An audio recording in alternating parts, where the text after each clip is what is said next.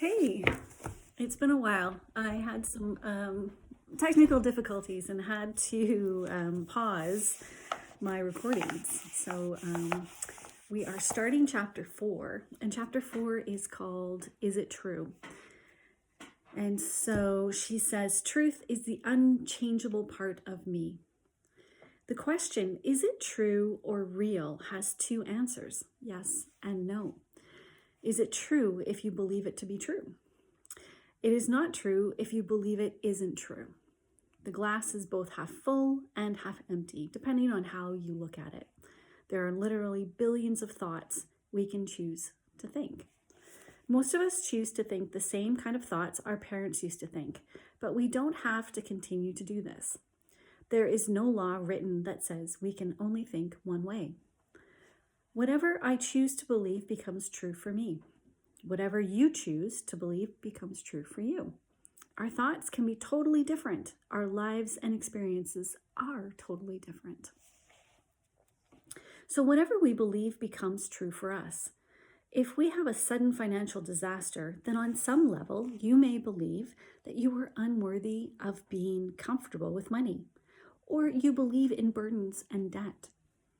Or if you believe that nothing good ever lasts, maybe you believe that life is out to get you. Or, as I so often hear, I just can't win. If you seem unable to attract a relationship, you may believe nobody loves me, or I'm unlovable.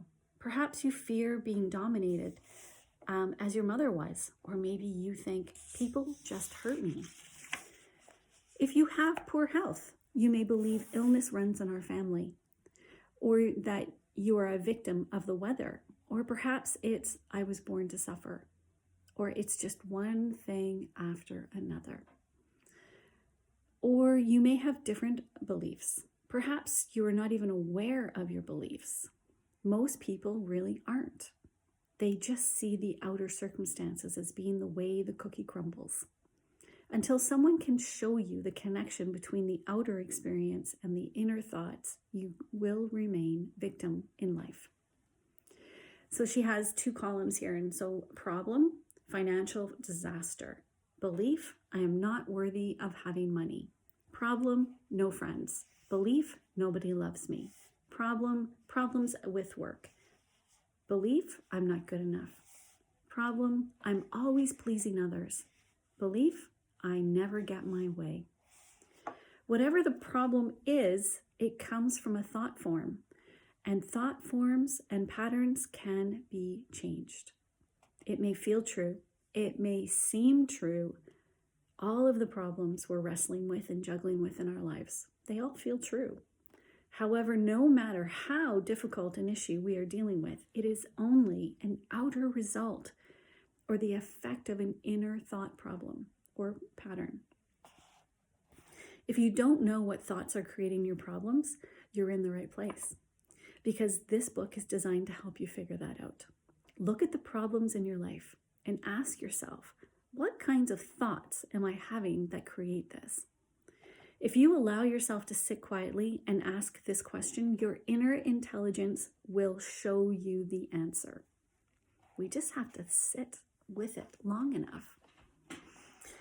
Some of the things we believe are positive and nourishing. These thoughts serve us all our lives, such as look both ways before you cross the street. Other thoughts are very useful at the beginning, but as we grow older, they are no longer appropriate. Don't trust strangers. Maybe good advice for a small child, but for an adult, to continue this belief will only create isolation and loneliness. Why do we so seldom sit down and ask ourselves, is this really true? For instance, why do I believe things like, it's difficult for me to learn? Better questions to ask are, is it true for me now? Where did this belief come from? Do I still believe it's because a first grade teacher told me that over and over and over again? Would I be better off if I dropped that belief? Beliefs that boys don't cry and girls don't climb trees create men who hide their feelings and women who are afraid to be physical. If we were taught as a child that the world is a frightening place, then everything we hear that fits that belief we will accept as true for us. The same is true for don't trust strangers, don't go out at night, or people cheat you. On the other hand, if we were taught early in life that the world is a safe place, then we would hold other beliefs. We could easily accept that love is everywhere and that people are so friendly and I always have whatever I need. If you were taught as a child that it's all my fault, then you will walk around always feeling guilty no matter what happens. Your belief will turn you into someone who's always saying, I'm sorry. If you learn to believe as a child, I don't count, then this belief will always keep you at the end of the line, wherever you are. Like my childhood story about not getting enough cake, and she references chapter 16. Sometimes you feel like you're invisible when others fail to notice you. Did your childhood circumstances teach you to believe nobody loves me? Then you are sure to be lonely. Even when you bring a friend or relationship into your life, it will be short-lived. Did your family teach you there's not enough? Then I'm sure you often feel as though your cupboard is bare and you find you just get by or are always in debt. I had a client once who was brought up in a household where they believed everything was wrong and could only get worse. His main joy in life was playing tennis, and then he hurt his knee.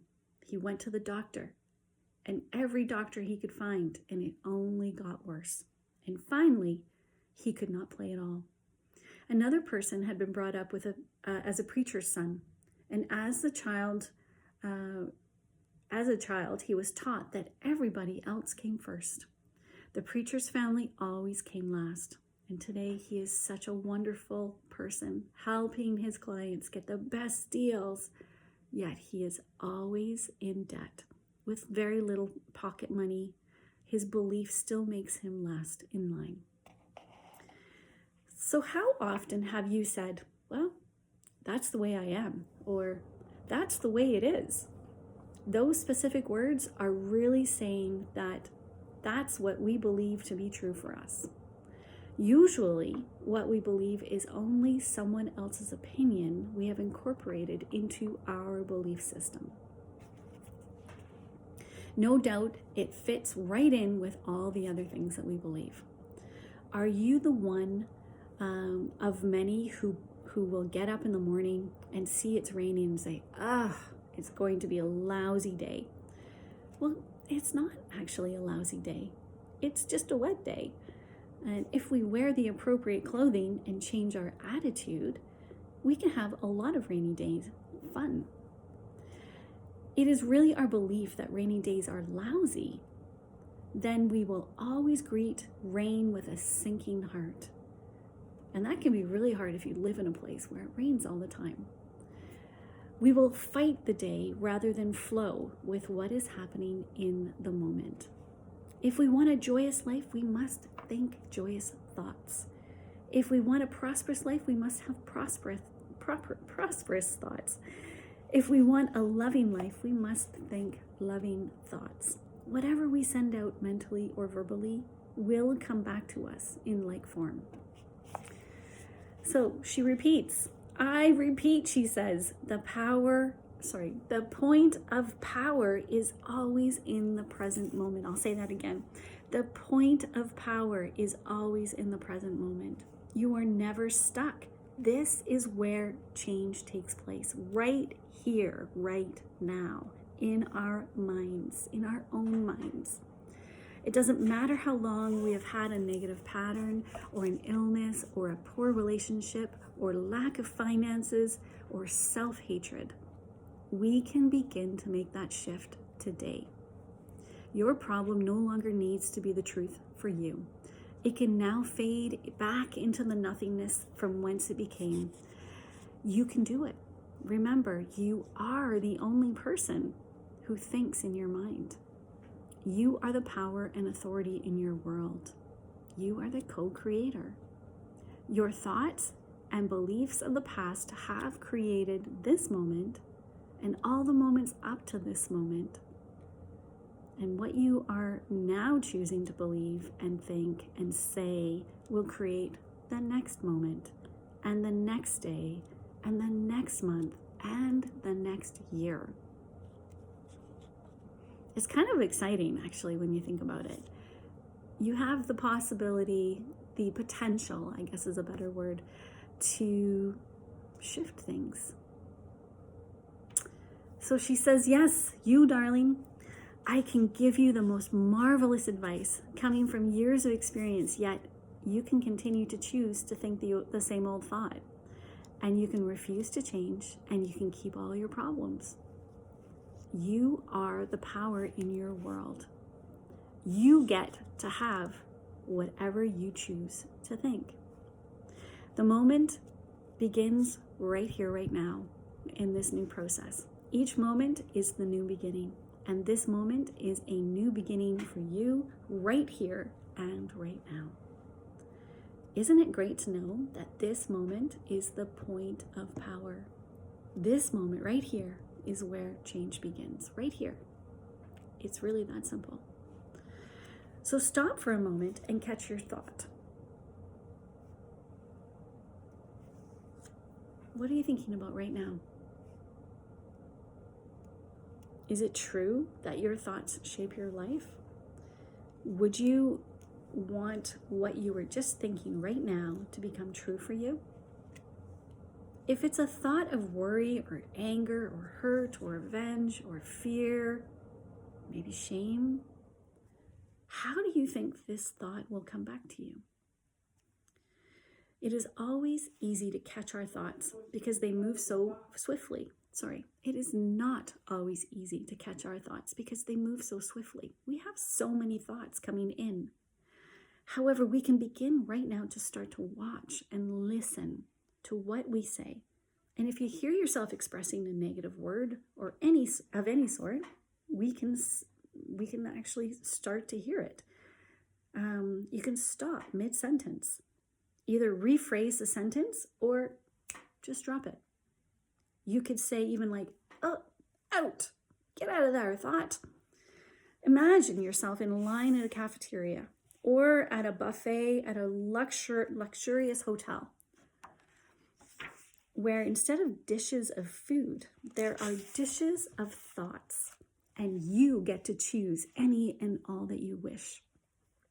These thoughts are going to be creating your future experiences. Now, if you choose thoughts that will create problems and pain, that's rather foolish, right? So it's like choosing food that you will always make you ill. We may do this once or twice, but as soon as we learn which foods upset our body, we tend to stay away from them. And it's the same with our thoughts. Let us stay away from the thoughts that create our problems and our pain. One of the early teachers for Louise Hay was Dr. Raymond Charles Barker. And he would repeatedly say, when there is a problem, there is not something to do, there is something to know. Our mind creates our future. And when we have something in our present that is undesirable, then we must use our mind to change the situation. And we can begin to change it this very second. And I'd like to add to that, we can also use our body to change the situation. And that is by getting up and moving, doing something with our body. It can also really help us. So it is my deep desire, she says, that the topic of how your thoughts work would be the very first subject taught in school. I have never understood the importance of having children memorize battle dates. It seems like such a waste of mental energy. Instead, we could teach them important subjects such as how the mind works, how to handle finances, how to invest money for financial security, how to be a parent, how to create good relationships, how to create and maintain self-esteem and self-worth. Can you imagine what a whole generation of adults would be like if they had been taught these subjects in school along with their regular curriculum? Think how these truths would manifest. We would be, surrounded by happy people who feel good about themselves. We would have people who are comfortable financially and who enrich the economy by investing their money wisely. They would have good relationships with everyone and would be comfortable with the role of parenthood, and then go on to create another generation of children who feel good about themselves. Wow. Just even having that vision was it's so exciting to think that could be a possibility. Yet within all of this, each person would remain an individual expressing his or her own creativity. There is no time to waste, so let's continue our work, she says. So that's the end of chapter 4. I'm going to wrap it up with one of her prayers, and then we'll move on to chapter 5. So just take a nice deep breath with me and sigh it out. In the infinity of life where I am, all is perfect, whole, and complete. I no longer choose to believe in old limitations and lack. I now choose to begin to see myself as the universe sees me, perfect, whole, and complete. The truth of my being is that I was created perfect, whole, and complete. I will always be perfect, whole, and complete. I now choose to live my life from this understanding. I am in the right place at the right time, doing the right thing. All is well in my world. So I hope you enjoyed chapter 4.